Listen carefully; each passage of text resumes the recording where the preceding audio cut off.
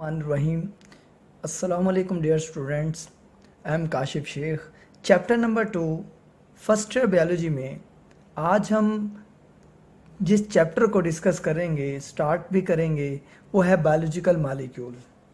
इंतहाई इम्पोर्टेंट और कंसेप्चुअल जो टॉपिक्स हैं वो इस चैप्टर के अंदर मौजूद हैं। और मेरी आपको एडवाइस है कि आप जो भी लेक्चर सुना करें, एक तो उन्हें हैंड फ्री की मदद से सुना करें ताकि आपकी फुल अटेंशन टॉपिक के ऊपर हो, और दूसरा ये कि आपको जो बात बताई जा रही हो कि ये इम्पोर्टेंट है, ये पेपर में आएगी, ये टेस्ट में आएगी, तो आप उसे इम्पोर्टेंट बातों को नोट कर लिया करें।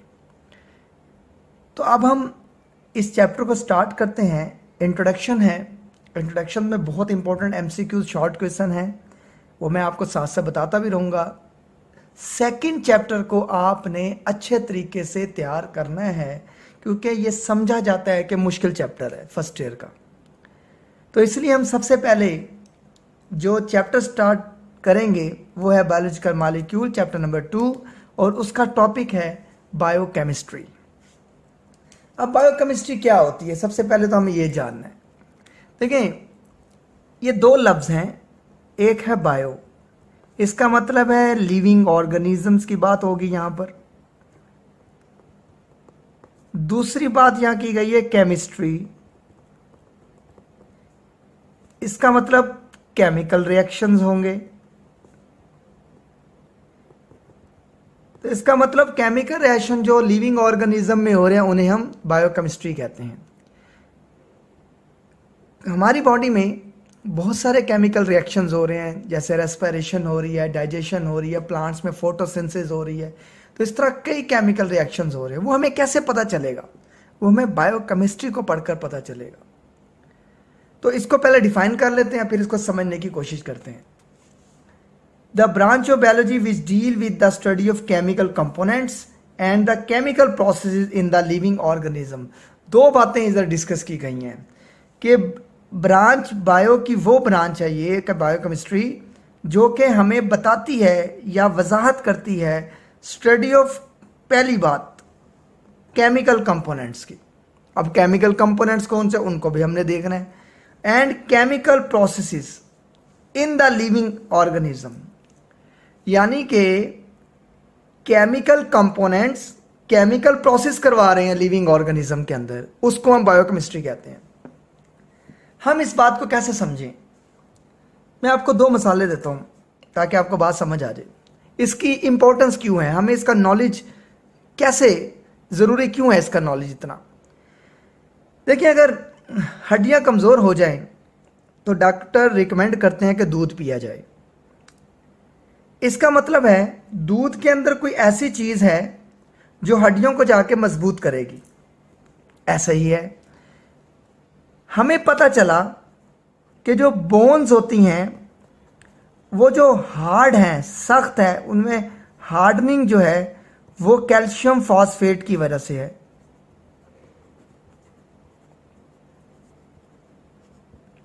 इसका मतलब जो पेशेंट जिनकी हड्डियां कमज़ोर है, डॉक्टर उन्हें रिकमेंड क्या करेंगे, डॉक्टर फिजिशियन, कि आप दूध पिएं। अब दूध जो है उसके अंदर ऐसी क्या चीज़ है, इसका मतलब उसके अंदर कैल्शियम मौजूद है। तो कैल्शियम क्या है? एक केमिकल कंपोनेंट्स। केमिकल कंपोनेंट्स को हम एनवायरनमेंट से लेंगे, दूध की फॉर्म में लेंगे, और जब अंदर कैल्शियम जाएगा तो वो बोन्स को जाकर क्या करेगा? हार्ड करेगा, सख्त करेगा, मजबूत करेगा। इसका मतलब जो चीज़ हम बाहर से लेंगे वो एलिमेंट की फॉर्म में ले रहे हैं, और अंदर जाकर वो एलिमेंट केमिकल रिएक्शन का के तौर पर काम करेगा, और उसके रिजल्ट में हमें प्रोडक्ट मिलेंगे। दूसरी एग्जांपल, जैसे कि हम अगर गोश्त खाएं तो गोश्त में हमें पता है कि प्रोटीन है। जब प्रोटीन अंदर जाएगी, प्रोटीन क्या है? केमिकल कंपोनेंट्स हैं, ऑर्गेनिक कंपाउंड है। जब प्रोटीन अंदर जाएगी तो ये जाकर हमारी बॉडी में एंजाइम बनाएगी और मुख्तलिफ प्रोटीन बनाएगी। अब एंजाइम को जो ये बना रही है मुख्तलिफ केमिकल रिएक्शंस के बाद, एंजाइम हमारी बॉडी में तमाम रिएक्शंस को कंट्रोल कर रहे हैं।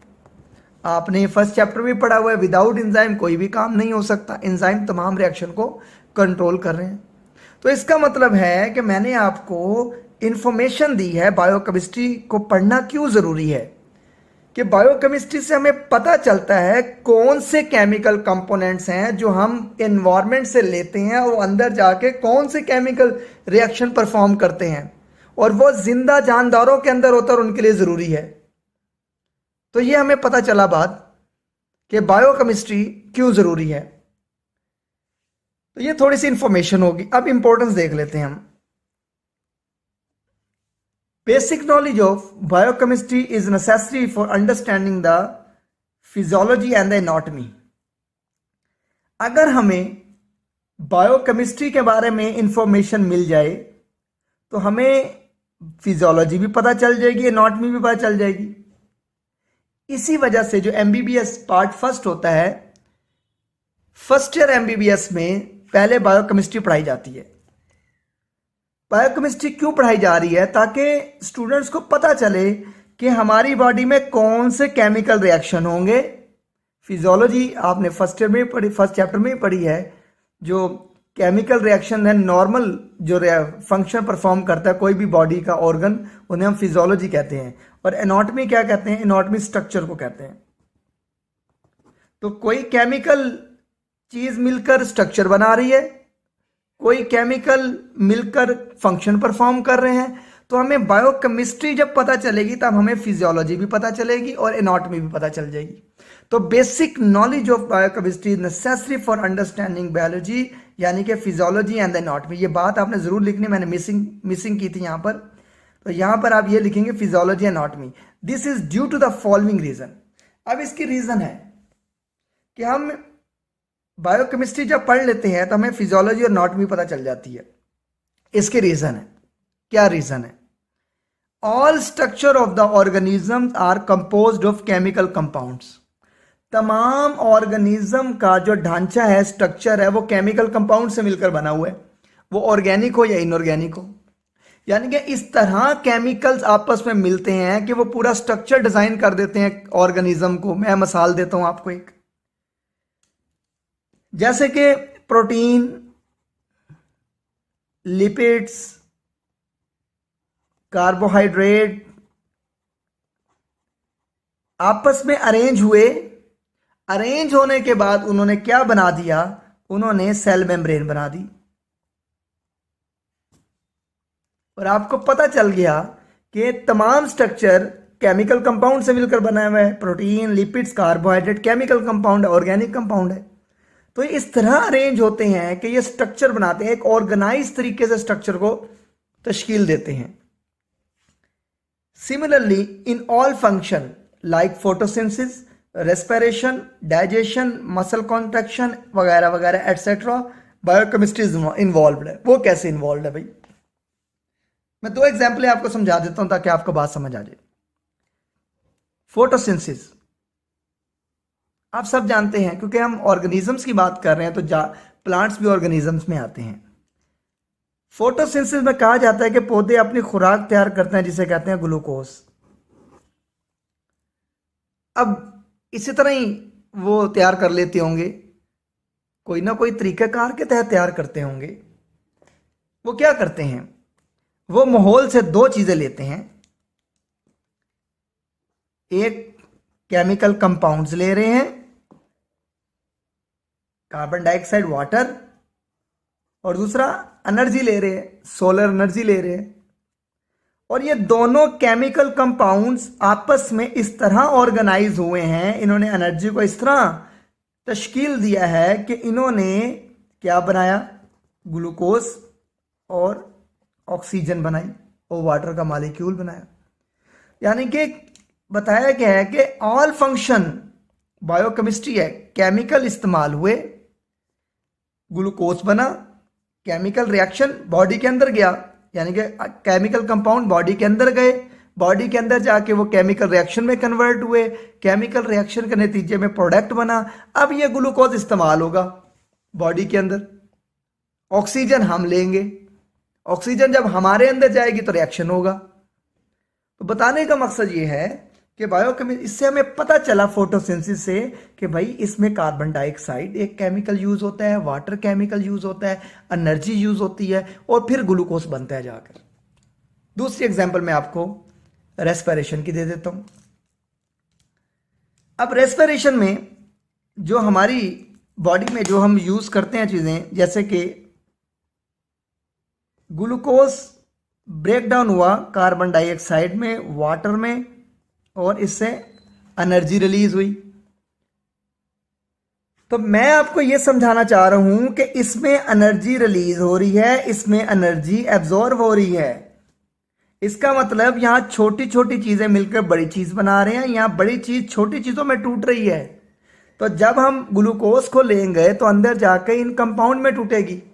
तो ये ग्लूकोज कैसे टूटेगा? जब कोई केमिकल रिएक्शन होगा।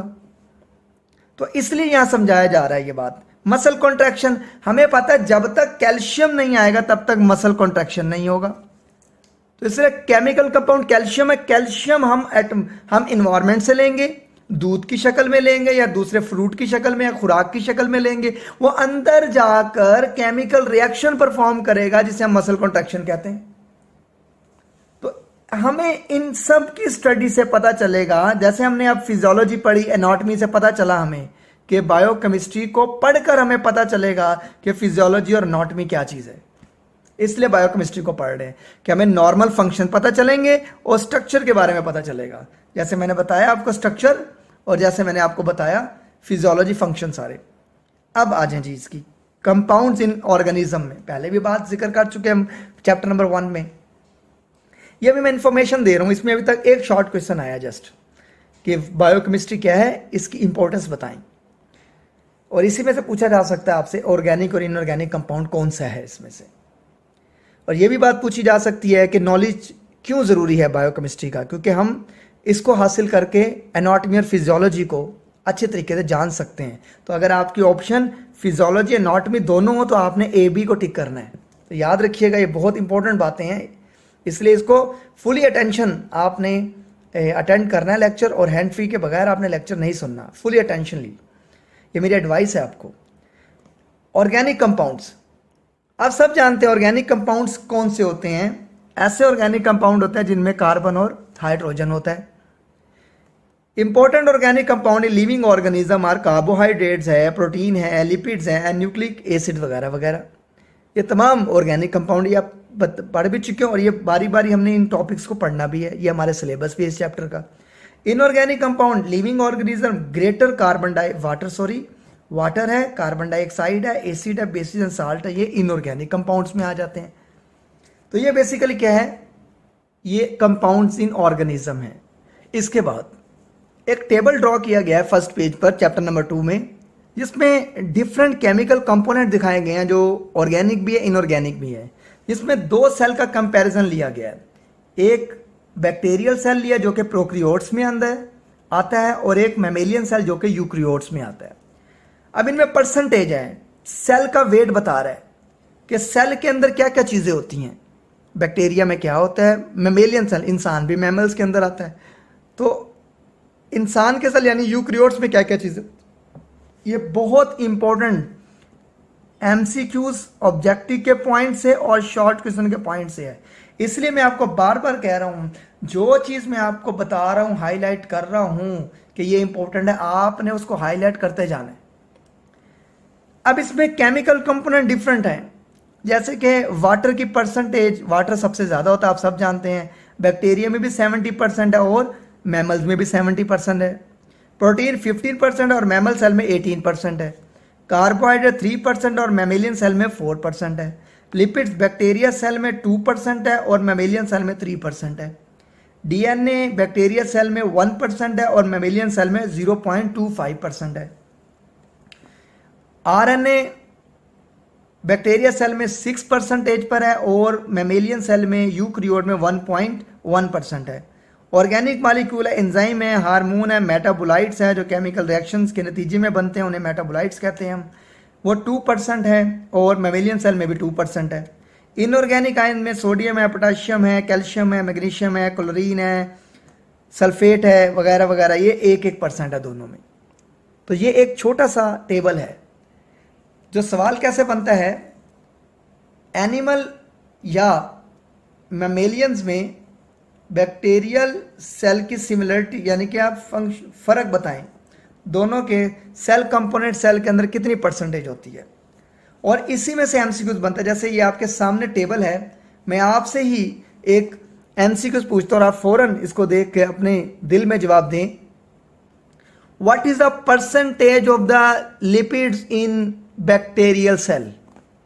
मैंने पूछा कि बैक्टीरिया सेल में परसेंटेज कितनी है लिपिड्स की, तो आप फौरन आपको पता चल गया कि भाई 2% है।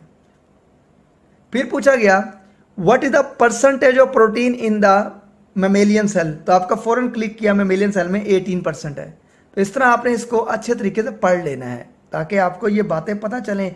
ये डीएनए ये बहुत इंपॉर्टेंट एमसीक्यूज है, ये वाटर प्रोटीन बहुत इंपॉर्टेंट है, लिपिड्स बहुत इंपॉर्टेंट है, ये तमाम ऐसे परसेंटेज के लिहाज से एमसीक्यूज पूछे जाएंगे आपसे। उसके बाद नेक्स्ट इंट्रोडक्शंस में हमारा सवाल स्टार्ट होता है मेटाबॉलिज्म, जो कि ऑब्जेक्टिव शॉर्ट क्वेश्चन के लिहाज से बहुत ही अहम सवाल समझा जाता है और अक्सर कॉलेज वगैरह में टेस्ट में ये लॉन्ग के तौर पे भी दे दिया जाता है, वरना इसे शॉर्ट क्वेश्चन में दिया जाता है। अब ये टॉपिक आपने समझना है अच्छे तरीके से, क्योंकि इस टॉपिक के समझने से आपको बहुत सारी बातें समझ आएंगी। Metabolism, all the chemical reactions taking place within the cell. Within the मतलब इन द सेल, अक्सर बच्चों को समझ नहीं आती। तमाम केमिकल रिएक्शन जो सेल के अंदर हो रहे हैं मजमूई तौर पर क्या कहलाता है? मेटाबॉलिज्म कहलाता है। तमाम रिएक्शन जो किसी भी जानदार के अंदर हो रहे हैं मजमूई तौर पर सेल के अंदर हो रहे हैं, उन्हें हम मेटाबॉलिज्म कहते हैं। इसको एक्सप्लेन कर लेते हैं क्या है कि कौन से केमिकल रिएक्शंस हो रहे हैं मेटाबॉलिज्म जो कहलाते हैं। सबसे पहली बात एक्सप्लेनेशन में, सबसे पहली बात, an organism survive when it takes some chemical from environment and use them to make chemical of its living matter। बहुत इंपॉर्टेंट बात, समझने वाली बात बताई जा रही है। एक जानदार तभी जिंदा रह सकता है when it takes some chemical from environment। मैं क्यों जिंदा हूं, आप क्यों जिंदा हैं? आप इन्वायरमेंट से क्या ले रहे हैं? मैं इन्वायरमेंट से क्या ले रहा हूं? मैं वाटर ले रहा हूं, मैं ऑक्सीजन ले रहा हूं, मैं फूड ले रहा हूं। ये तमाम चीजें मैं कहां से ले रहा हूं? मैं इन्वायरमेंट से ले रहा हूं, माहौल से ले रहा हूं मैं सारी चीजें। जब मैं चीजें माहौल से लूंगा, जैसे मैं ब्रेकफास्ट कर रहा हूं, मैं डिनर कर रहा हूं, मैं लंच कर रहा हूं, या मैं दूध पी रहा हूं, या मैं फ्रूट खा रहा हूं, बेसिकली मैं तमाम केमिकल कंपोनेंट्स को अपनी बॉडी में लेकर जा रहा हूं। जब वो बॉडी में जाएंगी, यूज देम, और उनको मैं इस्तेमाल करूंगा केमिकल कंपोनेंट्स के केमिकल प्रोसेस में लिविंग मैटर के लिए, ताकि वो अंदर जाकर मेरी बॉडी में केमिकल रिएक्शन करें, जिसके नतीजे में जो प्रोडक्ट बने वो बॉडी के इस्तेमाल में आए। तो हमें ये बात समझ आ गई कि अगर मैंने जिंदा रहना है तो मैंने इन्वायरमेंट से चीजें लेनी हैं। वो फूड भी हो सकता है, वो मिल्क भी हो सकता है, वो जूसेस भी हो सकते हैं, वो मीट भी हो सकता है, वो वाटर भी हो सकता है, वो ऑक्सीजन भी हो सकती है। ये तमाम चीजें मैं इन्वायरमेंट से ले रहा हूं। जब ये मेरे अंदर जाएंगी, दे कंटेन केमिकल्स। जब ये केमिकल्स मेरी बॉडी के अंदर जाएंगे, दे परफॉर्म केमिकल प्रोसेसेस, ये केमिकल रिएक्शन परफॉर्म करेंगे, जिसके नतीजे में मुझे एनर्जी हासिल होगी, मेरी बॉडी में ग्रोथ होगी, मेरी बॉडी में मेटाबॉलिज्म होगा, जिससे कई रिएक्शन जो है वो स्टेबल रहेंगे। ये है इस थोड़ी सी एक्सप्लेनेशन का मतलब। उसके बाद मजीद एक्सप्लेनेशन को देखते हैं। देयरफॉर, इसी वजह से cell of an organism constantly take new substance. अब आप देखें, आप इस वक्त मेरा लेक्चर सुन रहे हैं, मैं इस वक्त आपको लेक्चर डिलीवर कर रहा हूं, हम दोनों इस वक्त भी केमिकल ले रहे हैं। अब आप कहेंगे कौन सा केमिकल ले रहे हैं? हम ऑक्सीजन ले रहे हैं, कॉन्स्टेंटली ले रहे हैं। और इसी तरह हम नई नई चीजें लेते हैं माहौल से। कभी हम फ्रूट खाते हैं, कभी हम गोश्त खाते हैं, कभी हम सब्जियां खाते हैं, कभी हम जूस पीते हैं, कभी हम फ्रूट खाते हैं, कभी हम आइसक्रीम खाते हैं, कभी हम चॉकलेट्स खाते हैं। तो बेसिकली हम मुख्तलिफ किस्म के केमिकल्स को लेकर जा रहे हैं एंड चेंजिंग देम इनको केमिकली। In various ways. और जब हम ये चीजें खाते हैं, उन चीजों में वो केमिकल्स होते हैं जो बॉडी के लिए यूजफुल होते हैं। वो केमिकल बॉडी में जाकर मुख्तलिफ केमिकल रिएक्शन परफॉर्म करते हैं, यहां पर यही बात लिखी जा रही है, and changing them chemical in various वे। और फिर जब केमिकल रिएक्शन हो जाता है, उन्हें मुख्तलिफ शक्लों में ढाला जाता है।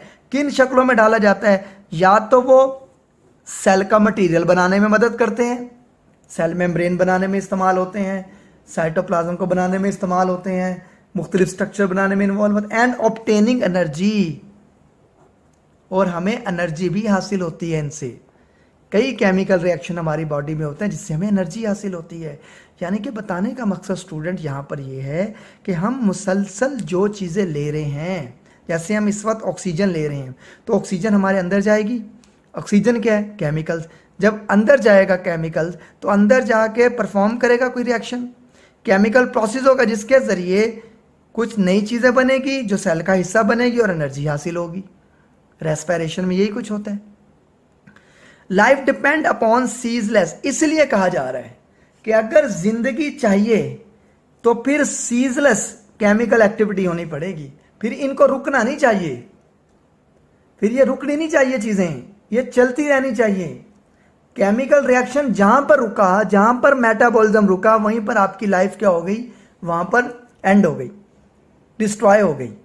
तो इसलिए यहां लिखा जा रहा है, बताया भी जा रहा है, life depends upon ceaseless chemical. हमारी बॉडी में हर वक्त ना रुकने वाले केमिकल रिएक्शन हो रहे हैं। अगर ये रुक गए तो जिंदगी रुक जाएगी। These chemical activities maintain at high degree of organization, और ये बात बहुत इंपॉर्टेंट है समझने वाली। इस बात पे हम अल्लाह ताला को शुक्र भी अदा करना चाहिए कि हर चीज हमारी बॉडी में एक रेंज में रहकर हो रही है, ना वो ज्यादा हो रही है ना वो कम हो रही है। हर चीज क्या है? एक स्टेबल अंदाज में है। इसलिए ऊपर बताई गई है ये बात कि कांस्टेंट हम चीज ले रहे हैं।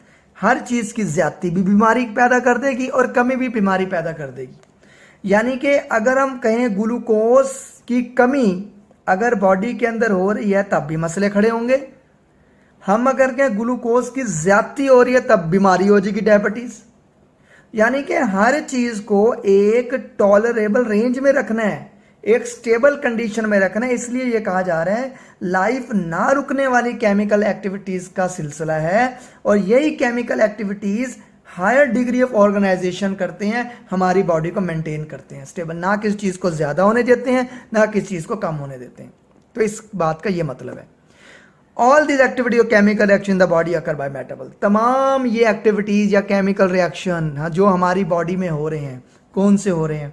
हम सांस ले रहे हैं, रेस्पिरेशन हो रही है, हम मूवमेंट करते हैं, मसल कॉन्ट्रैक्शन होती है, हम कुछ खाते हैं, डाइजेशन होती है। तो ये तमाम चीजें जो हैं ये हमारी बॉडी में ये मेटाबॉलिज्म की वजह से हो रही है। और मेटाबॉलिज्म अगर नहीं होगा तो हमारी बॉडी में कोई भी फंक्शन प्रॉपरली परफॉर्म नहीं होगा। अब मेटाबॉलिज्म की 2 टाइप्स होती हैं, फिर हम इसे खत्म करते हैं इस इंट्रोडक्शन को। बहुत इंपॉर्टेंट शॉर्ट क्वेश्चन, MCQs भी पूछे जाते हैं, शॉर्ट क्वेश्चन भी पूछा जाता है।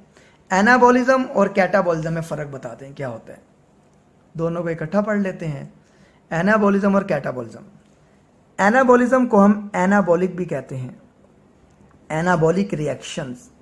ये ना हो कि एनाबॉलिक और आप कहें ये क्या चीज़ आ गई है, हमें तो एनाबॉलिज्म पढ़ाया था। तो एनाबॉलिक रिएक्शंस और एनाबॉलिज्म एक ही चीज़ होती है। एना का मतलब होता है अपवर्ड, कोई चीज कॉम्प्लेक्स बनने जा रही है। कहां से? सिंपल से। एनाबॉलिज्म का मतलब, एना का मतलब अपवर्ड, कोई चीज सिंपल से कॉम्प्लेक्स की तरफ जा रही है। दीज रिएक्शंस आर सिंथेटिक, ये बनावटी हैं, and it simpler substance are combined to form complex substance. क्योंकि इनको बनाया जाता है, सिंपलर सब्सटेंस कंबाइन होकर कॉम्प्लेक्स सब्सटेंस बना देते हैं, उन्हें हम एनाबॉलिक रिएक्शन कहते हैं। उसकी बेस्ट एग्जांपल है फोटोसिंथेसिस। सिंपल सब्सटेंस बता दें आप, कौन कौन से होंगे जो कॉम्प्लेक्स चीजें बनाएंगे, मैं आपको ड्रॉ कर देता हूं। कार्बन डाइऑक्साइड, वाटर, दोनों सिंपल हैं, दोनों एनर्जी पुअर कंपाउंड है। इन दोनों को तो हम लेकर जिंदा नहीं रह सकते। इन दोनों को पौधा यूज करेगा फोटोसिंथेसिस के नतीजे में और एनर्जी को सन से लेकर ग्लूकोज बनाएगा और ऑक्सीजन रिलीज करेगा। तो अब यहां पर एक सिंपल चीज से कॉम्प्लेक्स चीज बन रही है, तो इसे हम कहते हैं एनाबॉलिज्म। जैसे जब एक घर बनना स्टार्ट होता है स्टूडेंट्स, तो वो एक ईंट से बनना शुरू होता है। ईंट एक सिंपलर चीज है, लेकिन जब लाखों ईंटों के बाद एक घर बनता है तो वो कॉम्प्लेक्स, एक बड़ा मकान बनता है, वो कॉम्प्लेक्स बन जाता है। तो इसी तरह इसकी एग्जांपल फोटोसिंथेसिस है। एमसीक्यूज के पॉइंट से आपने याद रखना है। और जब भी कोई चीज सिंपलर से कॉम्प्लेक्स की तरफ चलती है, वो एनर्जी रिक्वायर करती है। आपके सामने एनर्जी रिक्वायर्ड, आपके सामने एनर्जी रिक्वायर्ड है। Anabolic reaction need energy which is release by the breakdown of the complex molecule into simpler ones. Anabolic reaction energy की रिक्वायरमेंट करता है। अगर सेल के अंदर, बॉडी के अंदर एनाबॉलिक रिएक्शन हो रहा है तो वो एनर्जी कैटाबॉलिज्म से हासिल करेगा। ये ज़हन में रखिएगा बात, वो भी हम पढ़ लेते हैं। कैटाबॉलिज्म, कैटा का मतलब होता है डाउनवर्ड, नीचे की तरफ आना, ब्रेक डाउन होना। Those reaction in which larger या complex molecule are broken into simpler ones. ऐसे रिएक्शन जिसके अंदर एक लार्जर कॉम्प्लेक्स मॉलिक्यूल जो है वो एक सिंपलर मॉलिक्यूल्स में कन्वर्ट हो जाएगा, उसे हम कैटाबॉलिज्म कहते हैं। एक बड़ी चीज छोटी चीज में कन्वर्ट हो रही है, उसे हम कैटाबॉलिज्म कहते हैं। अब जैसे कि ये ग्लूकोज है, ऑक्सीजन की मौजूदगी में ये ब्रेक डाउन हो हमारी बॉडी में जाकर और एनर्जी रिलीज की। अब यही एनर्जी एनाबॉलिज्म में इस्तेमाल होगी। तो इसका मतलब कैटाबॉलिज्म का मतलब बड़ी चीज छोटी चीज में टूट रही है, और एनाबॉलिज्म का मतलब छोटी चीजें बड़ी चीज में बन रही हैं। तो तीन बातें मैंने आपको बताई हैं। एनाबॉलिज्म में सिंपल चीज से कॉम्प्लेक्स बन रही है, फोटोसिंथेसिस एग्जांपल है और एनर्जी रिक्वायर्ड है। कैटाबॉलिज्म में कॉम्प्लेक्स चीजें सिंपलर में बन रही हैं, एनर्जी इसमें रिलीज होती है, और इसकी एग्जांपल रेस्पिरेशन एंड डाइजेशन है। ये बहुत इंपॉर्टेंट शॉर्ट क्वेश्चन है। Differentiate between the catabolic reaction या एनाबॉलिक रिएक्शन, या एनाबॉलिज्म या कैटाबॉलिज्म, ये ज़हन में रखिएगा स्टूडेंट। उसके बाद लास्ट में हमारा इंट्रोडक्शन का आखिरी टॉपिक है, उसके बाद ये टॉपिक खत्म होता है लेक्चर हमारा। Coordinated interconversion. देखिए कोऑर्डिनेटेड किसे कहते हैं? राब्ता। इंटरकन्वर्जन कहते हैं एक चीज का दूसरी चीज में मुंतकिल होना। इसका मतलब एनाबॉलिज्म कैटाबॉलिज्म दोनों आपस में एक राब्ते के तहत बॉडी में हो रहे हैं। अगर इनमें राब्ता नहीं होगा तो ये काम कभी भी परफॉर्म नहीं कर पाएंगे। मिसाल के तौर पर अगर मैंने किसी से बात करनी है मोबाइल से, तो सेल फोन से मैं किसी को सेल फोन पे ही कॉल करूंगा तो मेरी कोऑर्डिनेशन हो जाएगी। लेकिन अगर किसी वजह से सेल फोन डैमेज हो गया और उधर से दूसरे बंदे का भी सेल फोन डैमेज हो, कोऑर्डिनेशन तो नहीं हुआ, तो मसले तो बढ़ गए, परेशानी बढ़ गई। इसी वजह से ये दोनों एनाबॉलिक और कैटाबॉलिक एक दूसरे में इंटर कन्वर्ट होते रहते हैं और एक राब्ते के तहत कन्वर्ट होते हैं। इसको थोड़ा सा पढ़ लेते हैं। इन लिविंग ऑर्गेनिज्म एनाबॉलिक और catabolic reactions are parallel because they are coordinated, क्योंकि ये कोऑर्डिनेट एक दूसरे से राब्ते में होते हैं। मिसाल के तौर पर अगर एक सेल है, ये न्यूक्लियस है, इसके किसी हिस्से में कैटाबॉलिज्म हो रहा होगा और किसी हिस्से में एनाबॉलिज्म हो रहा होगा, तो दोनों साथ साथ हो रहे हैं। अगर इसको एनर्जी चाहिए तो कैटाबॉलिज्म से एनाबॉलिज्म को एनर्जी मिल जाएगी। तो इस तरह क्या होगा, तो ये दोनों एक ही सेल में एक ही वक्त में फंक्शन परफॉर्म हो रहे होते हैं। वो अभी मैं आपको एग्जाम्पल से भी समझाता हूँ कैसे। इंटर कन्वर्जन का मतलब होता है मुंतकिल होना। वो कैसे मुंतकिल होती हैं चीज़, देखिए एग्जाम्पल में है proteins are converted into amino acids. अब हमने एक केमिकल कंपाउंड खाया, जैसे कि फूड की शक्ल में गोश्त खाया, या हमने पल्सेस दालें खाई, that is source of proteins. Protein को हमने डाइजेस्ट किया, क्योंकि हम जो केमिकल कंपाउंड को यूज अपनी बॉडी में लेकर जाएंगे वो किसी केमिकल रिएक्शन के जरिए कन्वर्ट होगा। अब प्रोटीन एक बड़ी यूनिट है, ये टूटा अमाइनो एसिड्स में, अमाइनो एसिड एक छोटी यूनिट है, तो ये प्रोटीन एक बड़ी कंप्लेक्स चीज सिंपलर में टूटी तो हम इसे क्या कहेंगे, कैटाबॉलिज्म। फिर यही अमाइनो एसिड हमारी बॉडी में इस्तेमाल हुआ और इसी ने जाकर एंजाइम बनाया। एंजाइम क्या होते हैं, प्रोटीन। तो अमाइनो एसिड क्या है, सिंपलर, तो सिंपलर से दोबारा क्या बना, कंप्लेक्स, तो ये क्या हो गया, एनाबॉलिज्म। तो कोऑर्डिनेटेड है, कोऑर्डिनेशन हुई। ये पहले प्रोटीन से अमाइनो एसिड बना, ये कैटाबॉलिज्म कहलाता है। एनर्जी रिलीज हुई और वही एनर्जी इस्तेमाल हुई अमाइनो एसिड को दोबारा प्रोटीन यानी कि एंजाइम बनाने में, और एंजाइम हमारी बॉडी में बहुत ज़रूरी है। तो बताने का मकसद ये है कि एक ही वक्त में ये एक दूसरे के साथ कोऑर्डिनेट होते हैं, ये राब्ते में होते हैं, वरना कभी भी जिंदगी सर्वाइव ना कर पाए। और दूसरी बात, and amino acid can be converted into protein, और अमाइनो एसिड को बॉडी में जाकर कन्वर्ट किया जाता है प्रोटीन के अंदर। तो पहले प्रोटीन टूटेगी अमाइनो एसिड में केमिकल रिएक्शन की मदद से, और वही अमाइनो एसिड दोबारा केमिकल रिएक्शन की मदद प्रोटीन में कन्वर्ट हो जाएंगे। तो ये इंटर कन्वर्जन है, एक तरफ कैटाबॉलिज्म एक तरफ एनाबॉलिज्म, दोनों क्या है, इंटर कन्वर्टेड है, कोऑर्डिनेट है एक दूसरे के साथ। और इस तरह ही कार्बोहाइड्रेट प्रोटीन में कन्वर्ट हो सकता है, प्रोटीन कार्बोहाइड्रेट में, कार्बोहाइड्रेट लिपिड्स में, लिपिड प्रोटीन में, कार्बोहाइड्रेट में कन्वर्ट हो सकती है, कैन बी इंटर कन्वर्टेड। मिसाल के तौर पर मैं आपको समझा देता हूं,